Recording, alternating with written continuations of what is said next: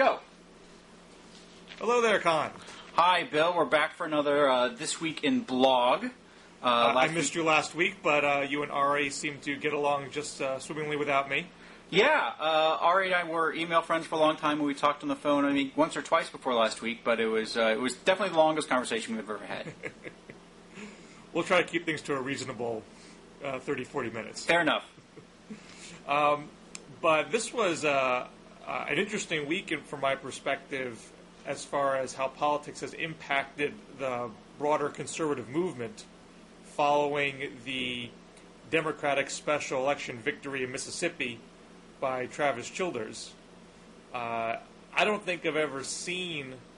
Well, first let me say, on the liberal blog spectrum, and I'll lead with Balloon Juice, who is sort of a conservative skeptic of other conservatives, who said regarding how the Republicans are reacting to their defeat, quote, right. No one...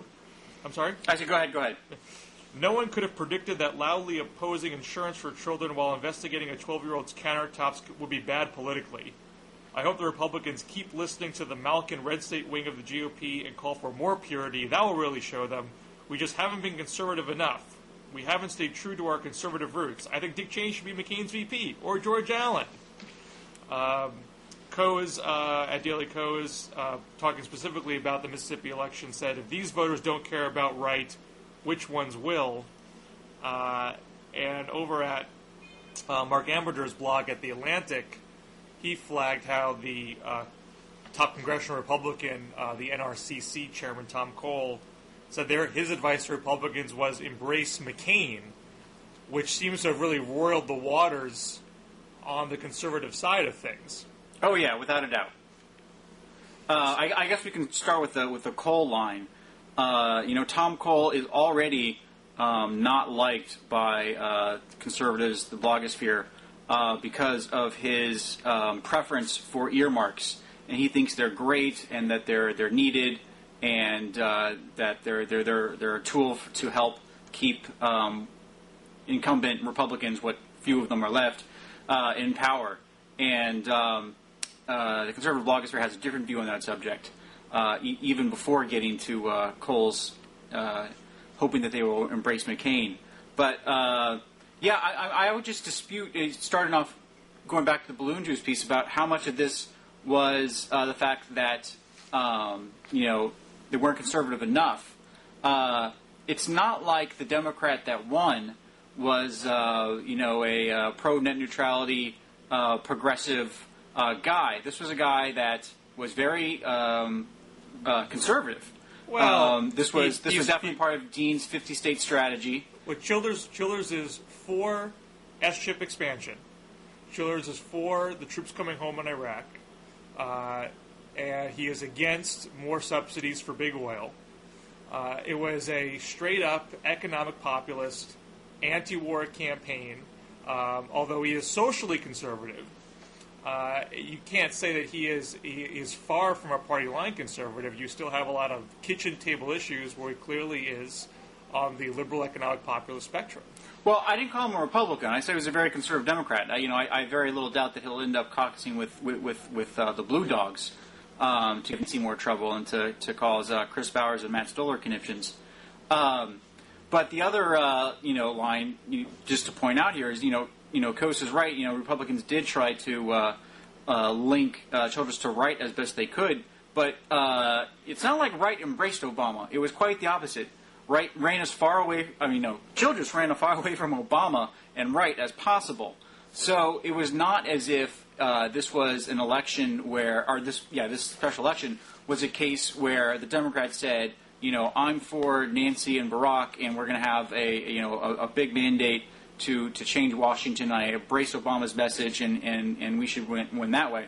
No, it's quite the opposite of, Washington sucks, and the Republican in this race, had his own problems, and ended up winning on that. But it was not something where he specifically embraced Obama in any ways. It was quite the opposite. Well, that gets to the discussion of how effective is the negative campaigning and how certain Democrats might respond to that. the more fundamental question, I think, that it's John Cole, who blogs at Balloon Juice, Tom Cole, who is the NRCC head. Tom Cole is talking about more substantive recalibration, saying, hey, why don't you get on the McCain bandwagon here, and let's not be seen as just doing the same old policy stuff. Yeah, I guess. And if Childers is running on, meat and potatoes, kitchen table, economic populism, and you can't beat that in a very conservative part of Mississippi, that seems to me a far more troubling indicator of how Republicans and conservatives are going to run in this election and beyond. Yeah, I guess conservatives just vehemently disagree that there's anything substantive to Tom Cole's, saying candidates should embrace McCain and change. There is no substance there.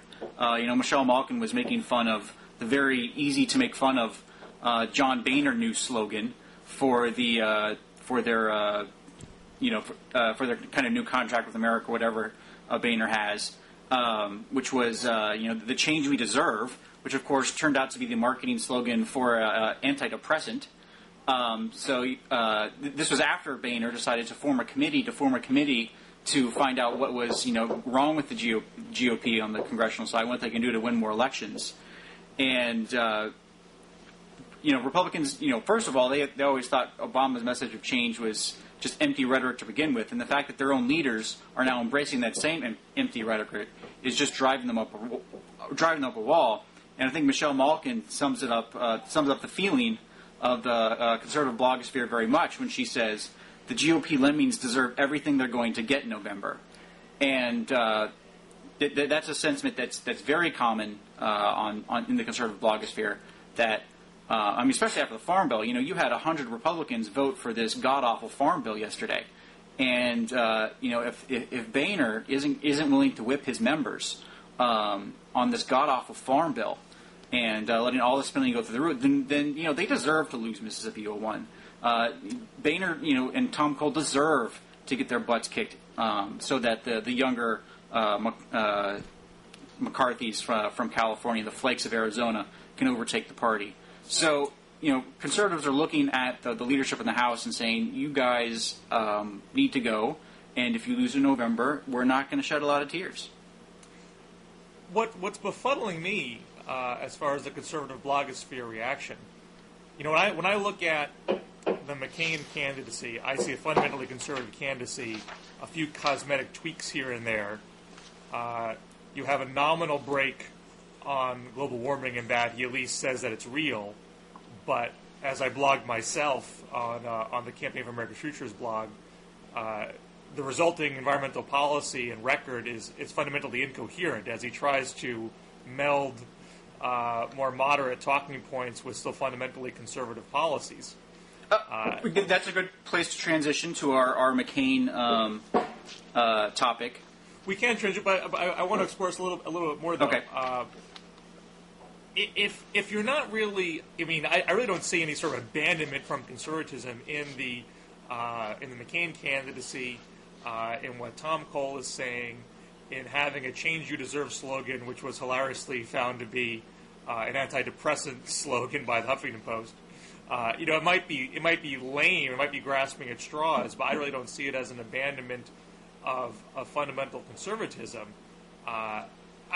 I guess where I'm at a loss is what is it that conservative bloggers want to see? What do they think would be a better strategy than what they are seeing from Republican leaders? Well, we already mentioned it. How about stay on principle and vote against the Farm Bill?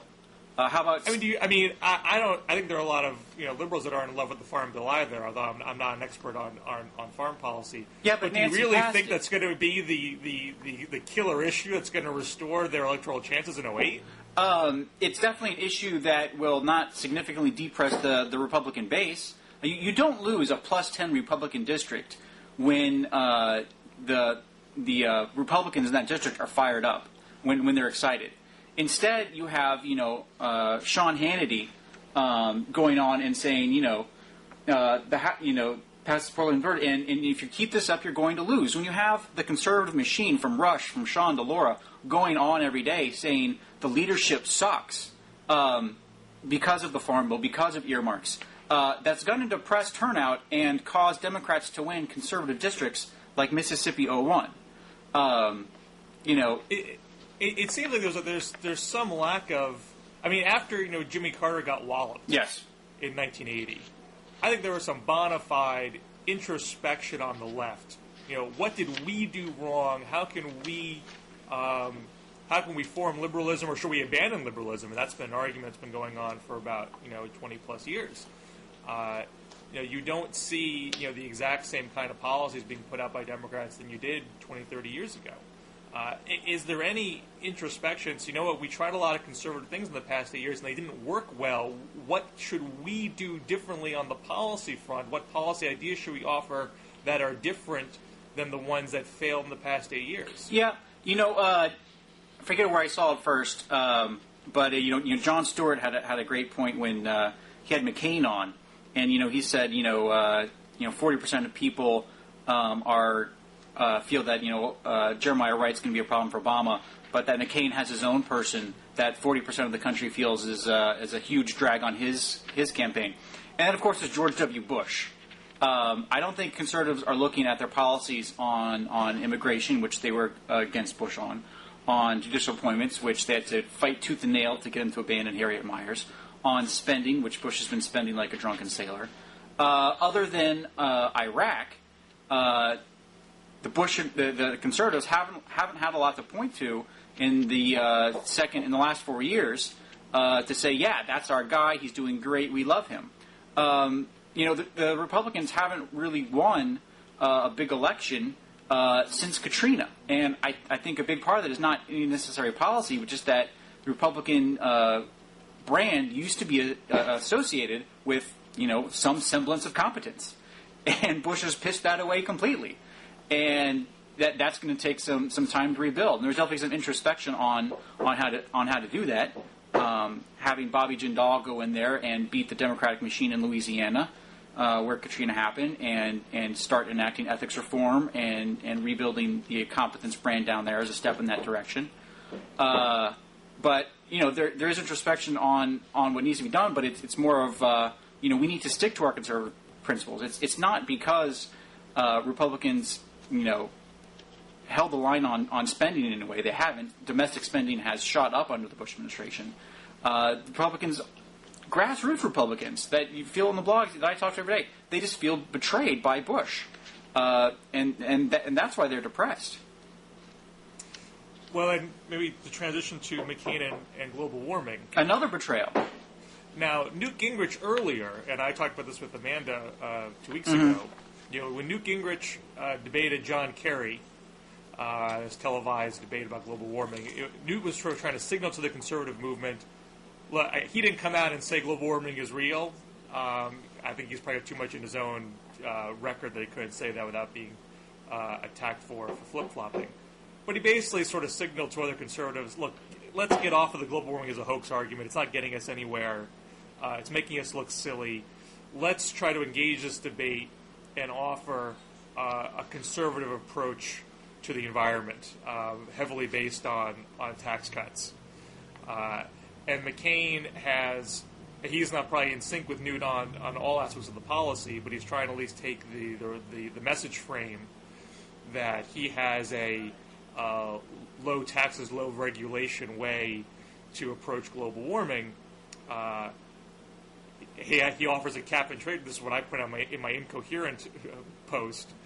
He's saying let's not have new orders to business, and then he offers cap and trade, which is all about orders to business. Well, at least we agree there.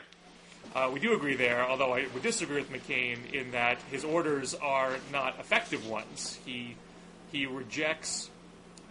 He essentially is rejecting forcing businesses to pay when they pollute the public's sky. Right now, there's no disincentive to pollute greenhouse gas emissions because they can pollute the sky for free and everybody else pays for it. Who pays for it now? Well, we all do, and the cost that it does. Okay. I don't know if maybe you're a global warming denier as well. I have never talked about that with you. But if you do accept what the international scientific consensus that global warming is real, it's a cost that we all pay, both environmentally and economically in the long run. whereas the Obama plan and the Clinton plan talk about having a cap-and-trade system where all those pollution permits are auctioned off. The businesses have to pay for it. This is different than how Europe did it. Europe did not auction them off right away, and that allowed a lot of businesses to game the system, and it wasn't as effective getting off the ground as it could have been. So I look at the McCain plan as sort of this mishmash that doesn't really make any sense, and that jives with the fact that he's sometimes against drilling in the Arctic and sometimes he's for it, and he has a lot of green rhetoric, and he's got a 24% rating from the leader conservation voters. It just doesn't seem to really add up, but at minimum, he's at least taking the Newt view that just denying that global warming is happening is at minimum a political loser, so let's get off of it. And I guess Tom Cole is sort of subtly agreeing with that, I presume, by saying that that Republicans should embrace McCain. Is there a sense of how are conservative bloggers reacting to that? Are there any sense that they will follow Newt and say, okay, you're right, we need to recalibrate our rhetoric on this because what we have been doing is just going to get us killed? Yes and no. Yes, there's definitely a sense that Jim Inhofe of Oklahoma and denying global warming is even happening is completely untenable, and that does not work. But there is a strong belief, factual in my case, that what I believe is that it's strongly overstated what the costs of global warming are. And you talk about how we're all paying for it now. How exactly are we paying for it? We don't know. We don't know what those costs are. And Catherine Jean Lopez at the Corner posted a great interview she had with Bjorn Lomborg talking about McCain's reaction to global warming and just how fundamentally unconservative it is. I'll happily include a link to the debunking of Lomborg to have side by side this video. Right. Well, here it is. It says this is Bjorn Lomborg talking to Lopez. John McCain's daughter recently told GQ magazine that her dad is freaked out about climate change. I think freaking out is the wrong thing any of us can do. There's a lot of hysteria about this problem, which means that we don't look at the full picture. For example, McCain mentions that global warming means that there will be more heat waves, which will claim lives. That's correct. But it is also true that rising temperatures will reduce the number of cold spells, and cold is far deadlier than heat. According to the first complete peer-reviewed survey of climate change's health effects, global warming will actually save lives. It's estimated that by 2050, global warming will cause almost 400,000 heat-related deaths each year. But at the same time, 1.8 million fewer people will die from cold. When we get freaked out, we don't see the whole picture. And of course, Lomborg is very popular among conservatives. But more importantly, the fact that McCain got freaked out about it and then signed on to what you say, or what you said, was definitely was McCain telling businesses what to do. Just shows how fundamentally unconservative his instincts are. I'll link to the post that I wrote about McCain's global warming plan, and this is the fundamental misunderstanding McCain has.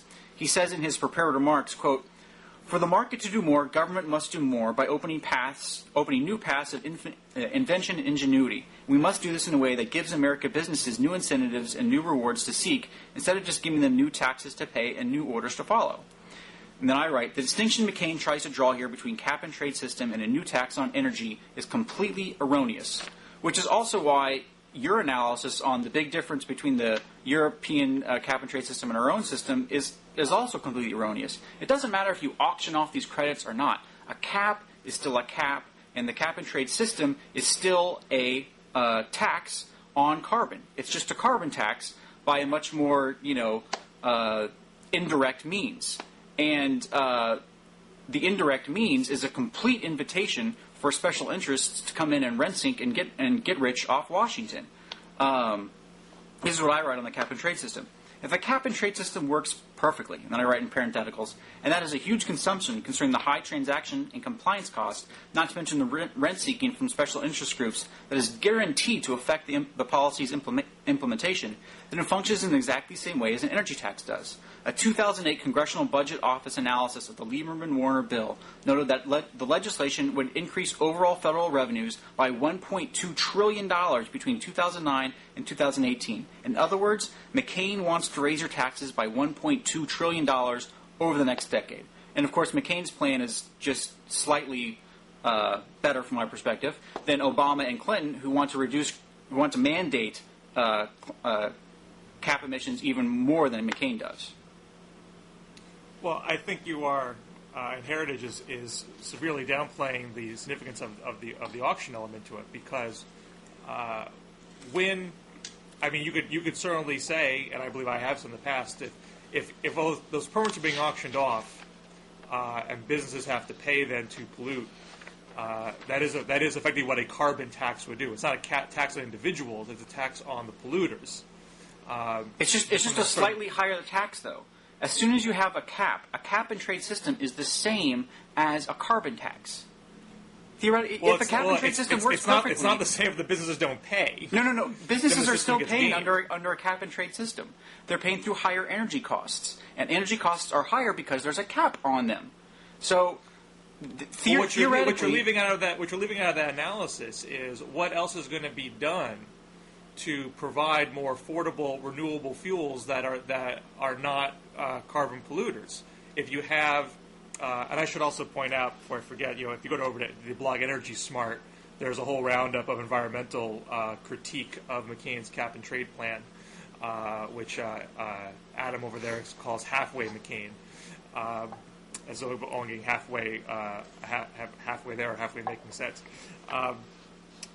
With the revenue that you would get by having the businesses actually pay to pollute instead of doing it for free as they do now, that's money that you could put into investment into getting this renewable energy and fuel efficiency, energy efficiency, widely available, accessible, and affordable to people, and not be sort of a luxury item that only a handful of people can access.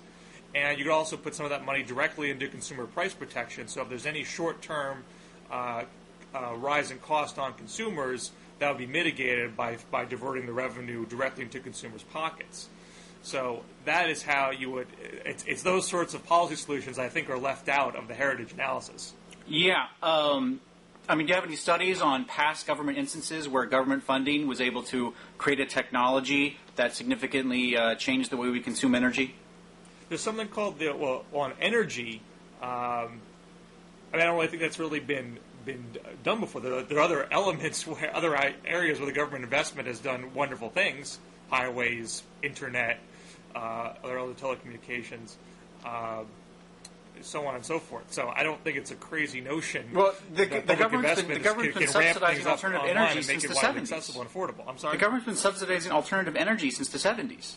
This is nothing new. Not consistently. I mean, Carter started and Reagan pulled the rug out from under it. There has not been a concerted effort to make renewable energy widely accessible and affordable, period. It just hasn't been done. So if all this is going to, all this new energy efficiency can come, why not just fund the research? Why then the cap? Well, again, this comes down whether you believe global warming is real or not.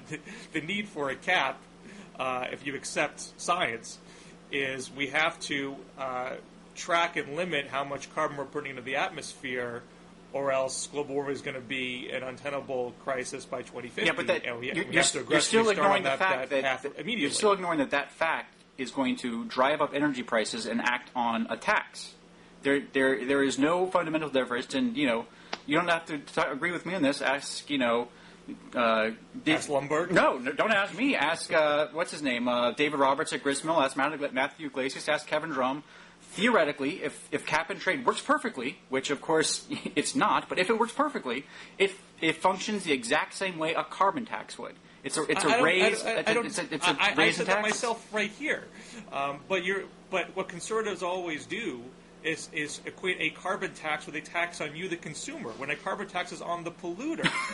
And the revenue from that can be shared between investing in renewable energy so people have access to affordable fuels and money going right into their pockets to mitigate any short-term price increases. Yes. So you think that when oil companies get taxed, they don't automatically pass that on to the consumer? It somehow magically bypasses them? If it's easier for folks to buy hybrids, if it's easier for folks to use biofuels, if it's easier for folks to have solar and wind in their homes and not use heating oil, it's not going to matter as much if oil companies try to pass that cost on, because people are going to have options. Right now, we're in a non-competitive environment. You have no choice but to use copious amounts of oil. That's what needs to be changed fundamentally. Well, we're obviously not going to be on global warming, but just to mention a few more posts that definitely proves that the conservatives are very upset over McCain over this, and it's just completely demoralizing them. After he unveiled this plan, Catherine Jean Lopez quoted Rush saying Republicans have a death wish. They're just going to become liberals light. And Catherine linked to the Fairness Foundation homepage of our cost estimate of the Lieberman-Warner bill and said the heritage tax exemption is safe for a couple years now, since we so obviously are against the McCain policy on global warming. I still await of all the rock throwing from the conservative blogosphere, I await a coherent alternative strategy for how they can survive in 08 and beyond. Oh, well, that's different than McCain and... surviving 08 is a different question. I think 08 pretty much everyone's punting on. But keeping on our conservative crack-up theme, there was a major dust-up this week started by Michael Gerson, who used to be Bush's speechwriter and is now, of course, an op-ed writer for the Washington Post. And he had a really personal, vicious broadside against Tom Coburn and some other senators on the President's Emergency Plan for AIDS Relief, PEPFAR. And Gerson's article starts off saying, these 7 senators weigh about, 1,000 pounds combined, but, how much do the 3 million people that are dying from AIDS weigh, and how can these guys, how dare these guys slow up the authorization for PEPFAR? And Tom Coburn, who is one of the 7, one of the specific targets, Gerson even calls it the Coburn 7, of course took great offense at this, and he wrote back, this is at Real Clear Politics. In Michael Gerson's contentious and factually loose op-ed, what he calls the Coburn 7 and our effort to preserve the life-saving success of the President's Emergency Plan for AIDS Relief, he asked readers to weigh the moral scale between United States senators and 3 million HIV/AIDS-infected people, many of whom are frail and malnourished. Coburn continues, this is not difficult for me to imagine. As a practicing physician, I have held AIDS patients in my arms, not just in phrase. And then he goes on. Gerson's determination to critique not just our policy concerns, but our morality, suggests that he is viewing this debate as a proxy battle in the broader struggle in the Republican Party between what he views as seedy or anti-government conservatism and the compassionate conservatism he helped shape in the White House. That's a broader debate I welcome. In the meantime, I'd welcome a thoughtful debate about PEPFAR. Unfortunately, all Gerson has shown is that demagoguery is the last refuge of a former administration official looking for a legacy. And as far as how this played out in the conservative blogosphere, nobody likes Gerson. Ross Douthat writes, this rhetoric is better suited to Michael Moore than to a columnist who wants conservatives to take him seriously, rather than just turning him out.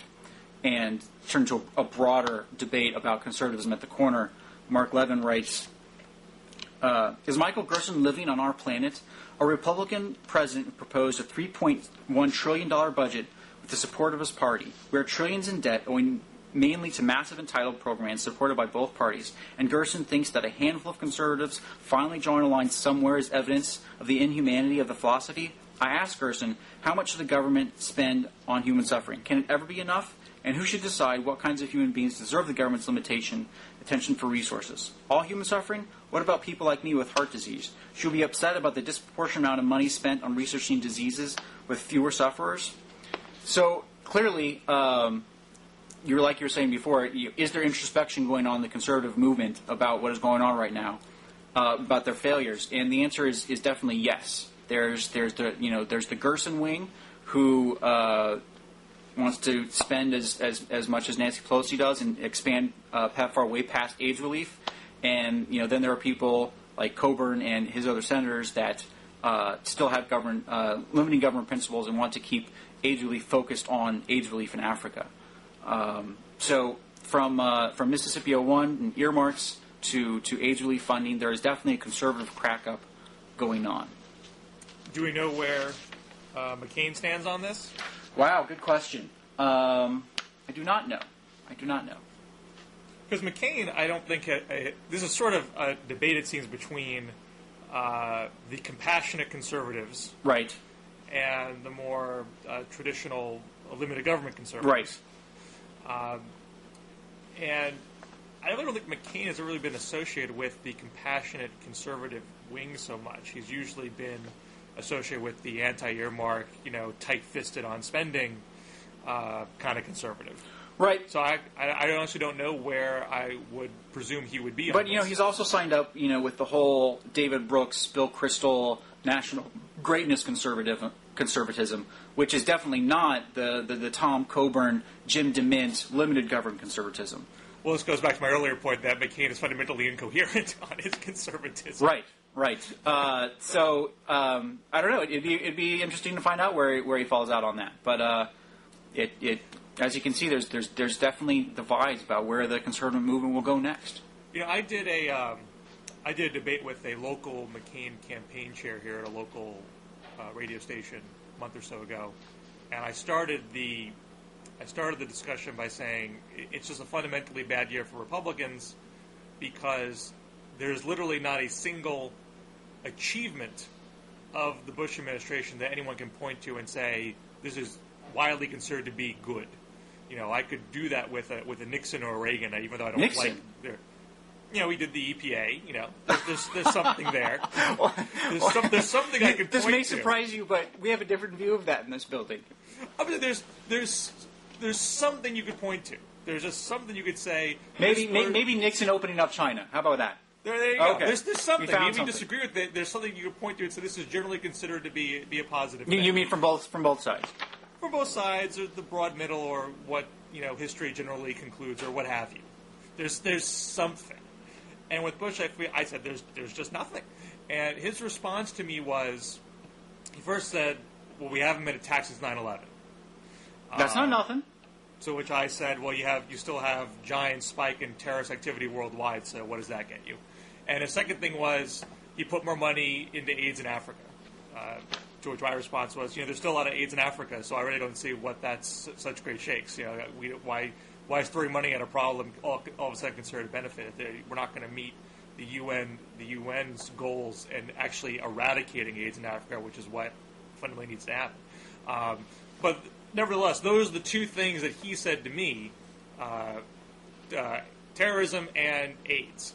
If that's the number two thing that Republicans are going to point to as a success, it seems strange to me that this would spark such interscene warfare within the party, as opposed to saying, let's just get on board. This is the only thing we have going for us that we can say that we did that was positive. I think you're missing a distinction here. Coburn wasn't attacking the program. Coburn was one of the leads in the Senate on helping to enact the president's program. Coburn's objection is that the Democratic Congress is trying to expand what should be an AIDS program into a much broader poverty relief program in not just Africa but beyond, and that it's losing sight of the goal of specifically AIDS relief. So I just want to make sure that Coburn and DeMint and the rest of them are in no way attacking the program. They want to see the program funded and at higher levels. They just want to see it maintain its focus and not be diluted into a whole bunch of programs that are that the United States is already funding and would be duplicative efforts. Well, if I read Gerson's argument accurately, and I admit I wasn't following the bill's progress before this point, he was arguing that the Coburn folks were upset that this was going to be focused on more than just AIDS treatment, but also AIDS prevention, and arguing that you can't just focus on treatment if you actually want to eradicate the disease. You actually have to focus on prevention. So there seems to be some dispute about the AIDS strategy in and of itself. Yes, well, I think if you read that first line of Coburn's response is, Coburn definitely believes, and so do I, that Gerson was not accurately reflecting the debate. So you can read Gerson's article and read Coburn's response, and I'm presuming Coburn's response to prevention is strictly abstinence and not anything else. I'm not fully versed on Coburn's response, but we'll link to the Real Core Politics link. Well, and this also, so that piece of it aside, it would seem strange that conservatives would think that being against a broader anti-poverty program globally would be a political winner as well. Yeah, well, we're getting into the weeds on this debate too, but once you start having broad anti-poverty programs, across the world, where do they stop? Are we going to put everyone in Africa, on AFDC, which I guess don't exist, but this is a good pivot point. Or you give them all Social Security payments? How much of the world poverty effort does the United States want to take on? Other than what conservatives say is the best anti-poverty program, which is free trade, which Nancy Pelosi seems intent on single-handedly destroying. Well, this is a good pivot point, because you had mentioned there was some conservative blog post about Obama's foreign policy you wanted to flag. And Obama's foreign policy, if you read the American Prospects piece from March, the Obama Doctrine, is fundamentally premised on what Spencer Ackerman deemed dignity promotion, and that would involve, coupling a targeted military strategy against al-Qaeda with more fundamental work on eradicating poverty globally to diminish the ability for terrorists to recruit. Yeah, I read the Ackerman piece, and it seemed to me a classic I Love Obama piece, which had a lot more to do with what the person writing it hoped an Obama presidency would look like, and a lot less to do with stuff Obama has actually said, which leads us to the Weekly Standard link I want to talk about, which was Michael Goldfarb pointed out that right after Matthew Iglesias' Atlantic piece on the accidental foreign policy about Barack Obama committing to talking to leaders of Iran, the New York Times ran an article that said that the Obama campaign, does not now nor has ever supported direct and immediate talks with the leader of Iran. And so Michael Goldfarb, tongue-in-cheekly acts, I've been waiting for Matthew Iglesias to explain the sudden end of this accidental foreign policy. We've talked before, we cited that Michael Crowley piece. Obama's foreign policy really is a incoherent mess to which the Spencer Ackermans of the world, and anyone, can come in, cherry-pick what they want to see, and, develop on out what they hope will happen. We'll see how it all turns out. I don't even know how to respond to that.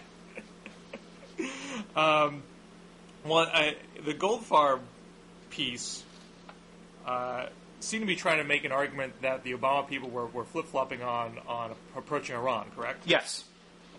I actually went back and looked at the original statement that Obama made in the CNN YouTube debate. And it said that during his term, his 4-year term, not immediately, would he meet with the leaders of Iran, Syria, Cuba, etc. But see, you're proving my point for me, is that you went back and looked at what Obama said and saw that you could carefully parse it to make it consistent with the New York Times story, but that still is at odds with what Matthew Iglesias saw. And so that's the beauty of the Obama campaign, is that the Iglesiases and the Ackermans of the world can take what they want to out of Obama's statements, decide, paint a picture of what they hope the Obama presidency would look like, and say, this is the Obama policy and I'm for it and it's great and let's vote for Obama. So what exactly did Iglesias say that's ruffling your feathers?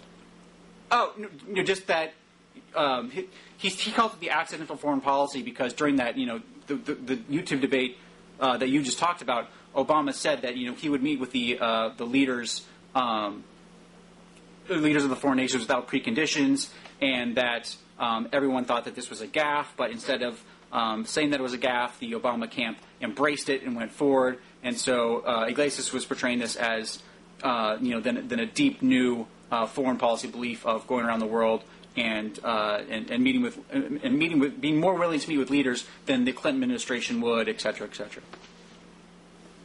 I mean, that still seems to be the case. Well, it seems to contradict. We'll link to the Goldfarb piece. People can read the New York Times article. And the only thing that the New York Times article, the only elaboration that's been done here, that quoting Obama's foreign policy advisor Susan Rice in the New York Times, was that, and this said that Obama had said himself in a more recent debate, that not having preconditions to meet with leaders is not the same as not having pre-preparation with meetings at a lower level first. That's not inconsistent with answering the question from the original debate that you're going to meet with the leaders during the course of your presidency, as opposed to immediately. It was never in the original question. Furthermore, this is now going to extrapolate to specifically mean Ahmadinejad. When Ahmadinejad was not mentioned in the original question, the Iranian leadership was broader than Ahmadinejad. He's not the top leader of the country. So there's a fair amount of room to. Well, one might even call it wiggle room. I mean, wiggle room would imply you could wiggle your way out of it. I don't think he's trying to do that. But there's room to say that what that specifically means is not the way conservatives have portrayed it as he's going to meet with Ahmadinejad on day 2 of his presidency. Well, people can go back and I don't know if the Matthew Iglesias piece is online because Atlantic is very slow in getting their stuff online. But do read the Iglesias Atlantic piece. And then the New York Times piece, and people can judge for themselves how well the rhetoric right after the debate and Susan Rice's explanation in the more recent New York Times article matches up. They can, but regardless, I do think, and you saw this, we're taping this on Thursday, the back and forth between the Obama campaign and George Bush, who made his incendiary comments in Israel regarding Obama's foreign policy approach. This is going to be a debate. I don't think you're going to see the Obama campaign now pretend they don't want to meet with leaders in these countries. They do. They want to make this a contrasting point. And then the Spencer Ackerman piece in the American Prospect was only fleshing that out. I don't see that as being some wishful thinking. This is based on interviews that he had with his foreign policy trust. And so there's some elaboration on the nuance of it, but the basic point is you're going to see in the Obama campaign a greater willingness to meet with countries that don't like us, and McCain is going to say that is naive and foolish, and that's going to be the debate. And I don't see what's wrong with that debate. Oh no, there's nothing wrong with the debate. I think the country and Barack Obama will be better off for having to define what he actually means. Well, and they'll be better off if the debate is done on the merits on what he actually says. We had George Bush today saying that he wants to meet with terrorists, when Obama made it very clear that he would not meet with Hamas because they're a terrorist organization, but he would meet with heads of state. So it would be much better off if we actually had a fair discussion about it, not have from the McCain campaign calling him, Hamas's favorite candidate. Yes. Well, endorsement, still endorsement. But do we want to get to the last post we were to talk about Obama and the press? The stuff about Israel or the stuff about Michelle Malkin's YouTube? Oh, Michelle Malkin's YouTube and the roundup of the Newsweek article. I just wanted to thank Bob Wright for allowing Jonathan Alter, a forum, to come on Blogging Heads and flat out admit that he's in the tank for Obama, which, if anyone reads Newsweek, you already know Newsweek is in the tank for Obama. Well, Alter's a columnist for Newsweek. He's not a reporter for Newsweek. I thought he's an editor as well. Doesn't he have editor in his title? I mean, his writing for them is as an opinion maker. He's not a beat reporter. Right. Well, whereas the criticism about that Newsweek piece was by their beat reporters. Yes, and I would just say that the conservative blogosphere, after reading that Newsweek here, don't see a ton of a difference between Alter's view on it and Evan Thomas's. Well, do you want to read from the post first? Sure. Bloggers have been buzzing about Newsweek's startlingly biased cover, Sit Back, Relax, Get Ready to Rumble, by Richard Wolff and Evan Thomas. The article explains, quote, how Obama and his team will battle the GOP onslaught. Bloggers agree that Newsweek is now officially shilling for the Obama campaign. Just how biased is the article? At the corner, Rich Lowry posts comments from McCain advisor Stephen Schmidt. It's one of the top 5 most biased pieces of journalism ever written.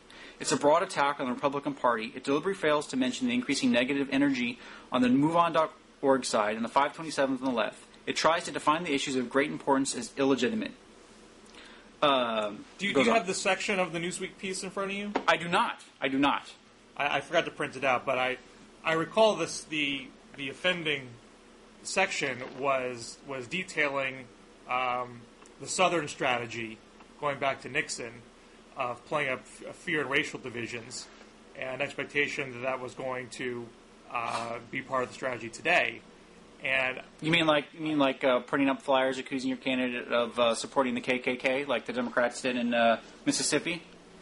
Well, before we get to that, I fail to see the bias in recounting what happened in history, and there's certainly been plenty that has happened so far in the presidential campaign with anti-Obama ads to say this is not just a fanciful expectation of what's going to happen. Those same sorts of tactics are being implemented right now. Well, I think if you just heard the critique wasn't that conservative noise machine isn't going to go after Obama. The critique is that the article totally ignored all the attacks, scurrilous attacks from the left that the McCain campaign is going to face. From the MoveOn.orgs, the 527s, etc. I mean, I don't see anything remotely at the level of the racial divisiveness. Well, of course you think you think your side is more angelic than ours.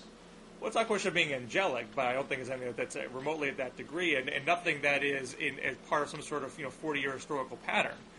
So that strikes me as just simply being when was the last time it's an analysis of what is going to happen. When was the last time the Republican Party ran anything as divisive as the Texas GOP saying in 2004 that a vote for George Bush was the same thing as strapping up a black person to the back of a pickup and dragging them around was?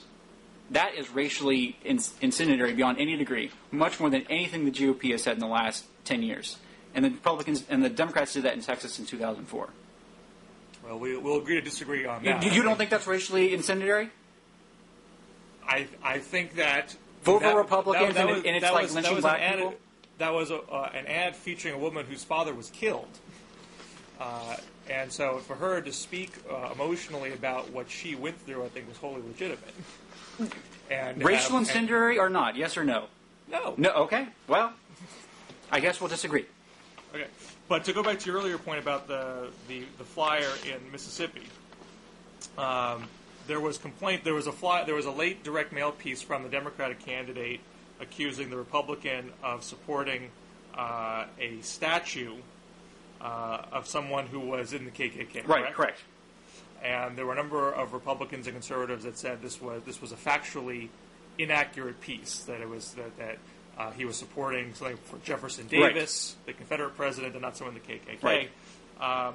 Talking Points memo writes, as it turns out, the New York Times reported in August 2005, quote, last week the mayor of South Haven, Mississippi, who's now the congressional candidate in question, a fast-growing city where many white Memphians have moved over the years, said he would be happy to have the Forrest equestrian statue, and Forrest is the KKK person, in South Haven, unquote. In addition, Mayor Davis clarified his position to the Memphis Commercial Appeal in July 2005, quote, we weren't going to ask for the statues, we are just placing ourselves as an alternative for if the city wanted to move the statues.